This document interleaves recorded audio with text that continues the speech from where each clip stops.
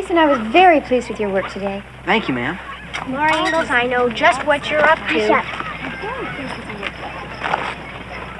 Well, Jason, I hope you'll tell us more about your experiments. Why don't you bring in a special report one day? Golly, Miss Beadle, I don't know. Now, Jason, you can't go hiding your talent under a bushel basket. You think about it. Yes, ma'am. Want to walk home past the store?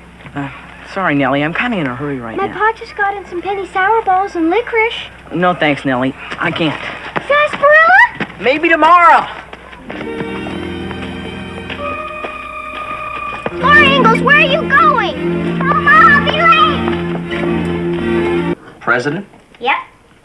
That's the first time I heard of it. It's moonshine. You be still, Mary. He wasn't president, Laura. He was a great man and one of the founding fathers, but... He was president. Because Jason said so. He was too, president. Of a stove company. Oh. Right? Well, I'd have to look that one up, but he did invent a stove. See, Mary? Yeah. Hey, what's gotten into you girls tonight? The apple pudding? You better leave the cinnamon out next time. Laura's stuck on Jason. I am not.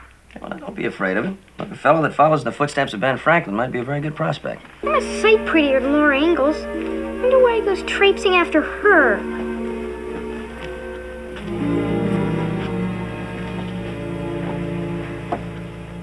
Well, you just have to go about it in the right way. I tried sour balls and sarsaparilla. Well, maybe he doesn't like sour balls and sarsaparilla. But you mark my word. He has a soft spot somewhere, and it's just up to you to find it. There. That's got her. I'm properly grateful. How much do I owe you? $6.85. $4 labor, and the rest is in materials. Are you open to a proposition? A proposition? I likely neglected to mention the fact that the doctor took all my ready cash, so I'm going to have to pay you in kind. What do you mean in kind? A swap. Yeah, well, we didn't say anything about a swap. I am a talking machine invented by Thomas Edison himself, and I belong to Charles Ingalls of Walnut Grove. Now watch.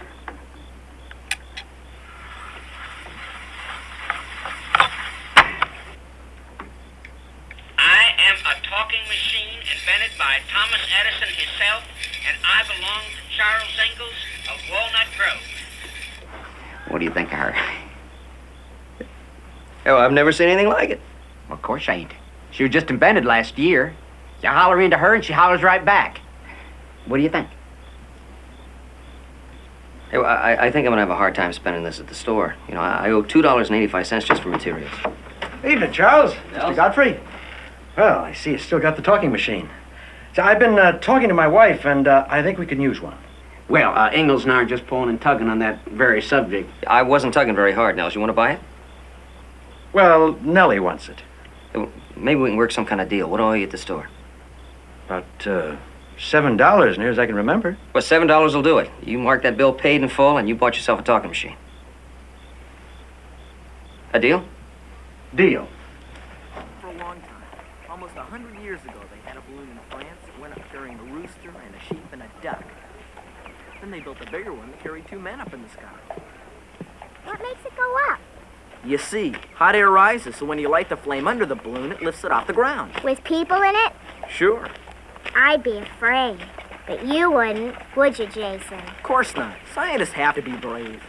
Hey, Jason, aren't you going to say hello to me?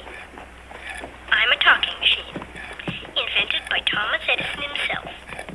I can sing and whistle and tell jokes. I can repeat anything anybody tells me and never make a mistake. If you want to talk to me, I can talk right back to you and never change a word. I'm the latest, greatest, newest, truest, onlyest talking machine in the United States, west of Menlo Park, New Jersey. I can talk, and I can sing, and I can do any Sakes, old Nellie, thing. what do you got here? Why, I didn't know you were interested. I told you I had a talking machine, and you didn't pay any mind to me. I'm sorry, Nellie. I didn't hear you. Nellie, please, can I have a look at her? Well, if you're sure you're interested.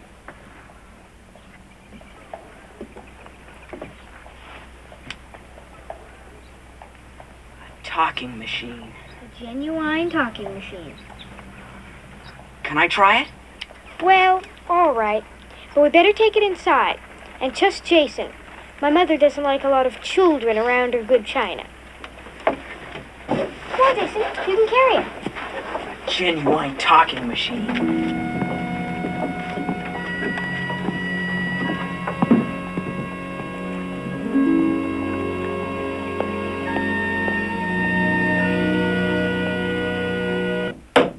Nellie sure is lucky. She can have anything she wants.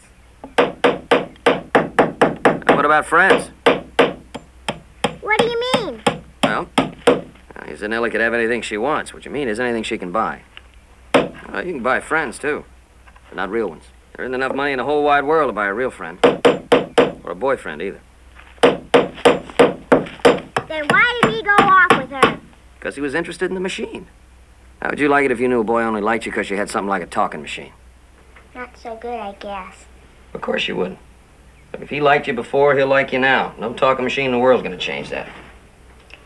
You know, you're right. Why should I be afraid of a dumb old talking machine?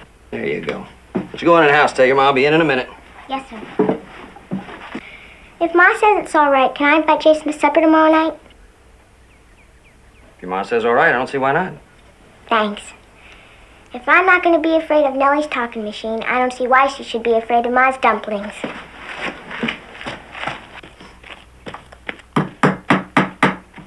Can you imagine that Laura Ingalls marching in here as bold as brass, inviting that boy out to her home for supper right while Nellie's entertaining him? Well, he didn't have to go if he didn't want to.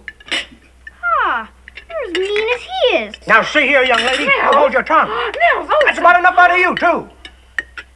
Now, this thing is going about as far as I want it to go. Silliest thing in the world, a young'un like that fretting over a boy she isn't old enough to blow the foam off a sarsaparilla. Now, if he wanted to go to supper at the Ingalls, maybe it was because he appreciated the invitation, or maybe he was just hungry, or maybe he likes the Ingalls. They're a very nice family. Nels, I'm surprised at you. So am I. Pass the biscuits.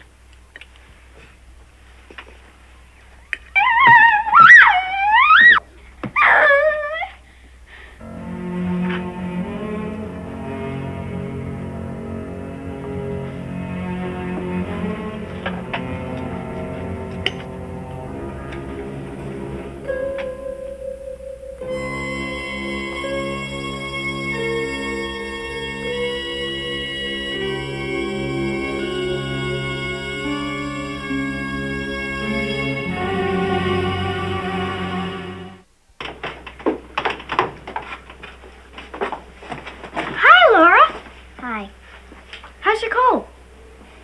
It's all better. Just a little inflammation of the nasal membranes. Sounds worse than it is. You have to go right home? No, I don't. Why? Come up to my room. What for? Just talk. Have another gumdrop. You feel okay, Nellie? Just fine. Grab a handful and come on.